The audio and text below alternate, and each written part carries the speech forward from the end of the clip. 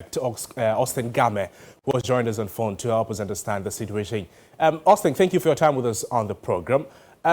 Let's start with the demands by the unions for cola. In the face of the times we are in, how sustainable is their demand?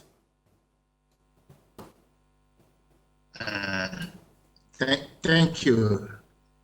Thank you so much. If you can hear me, it's pretty obvious that the unions have a legitimate case, and they deserve what they are asking for.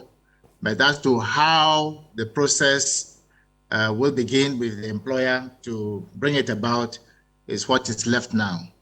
And I do hope that the employer will take steps to ensure that they have this matter resolved as quickly as possible.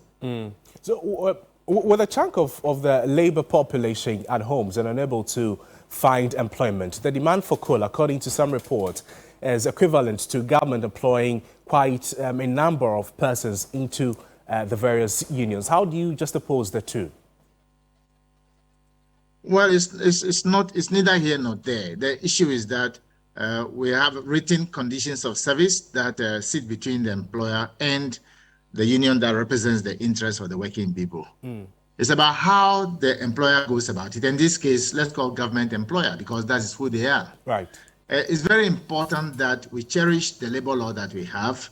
It's laid bare and very clear, unambiguous in the law under section 113 of the law.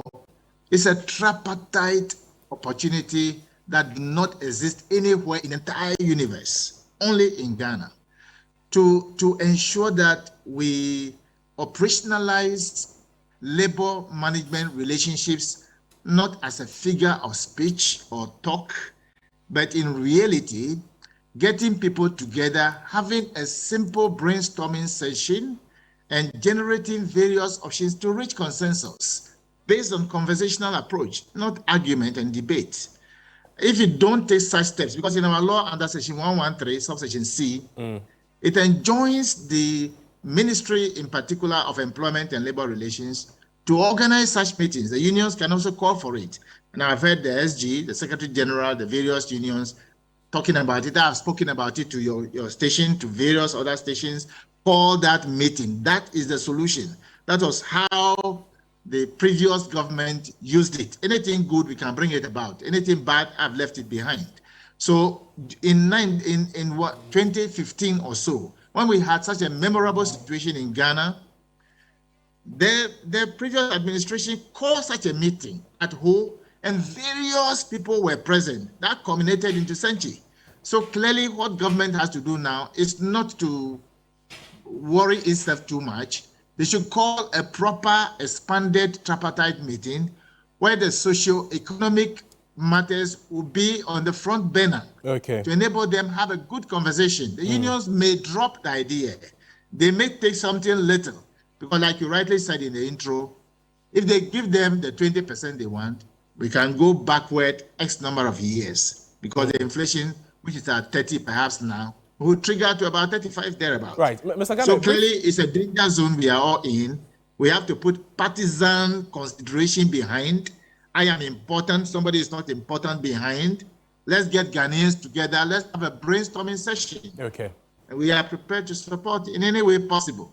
Mr. Game, briefly before you take leave of us, with Ghana about to enter into talks with the IMF for a bailout on how difficult the economy is. Question is, how difficult will it be for government to pay the cola now? They don't need to pay cola now, but IMF is a program. It's not an event. So it's about how cautious the employer, being government, enter into agreement with his social partners, the unions. That is what is written in the law. The law says you will engage your social partners, employers, unions, government, expanded as the case may be, as was done in 2015, to enable them have a simple conversation by sharing information that is unambiguous, information that people will have greater respect for, and therefore they will be on the same page with you, and you have very little problem. But if you want to do it yourself and take credit all alone, the consequences are very obvious. They will be on strike as they are now.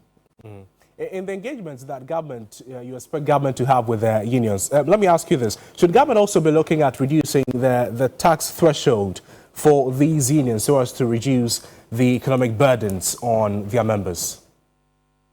It's money they want. And the cheapest money that we can get is the best. If you go and borrow money, because government don't have the money themselves.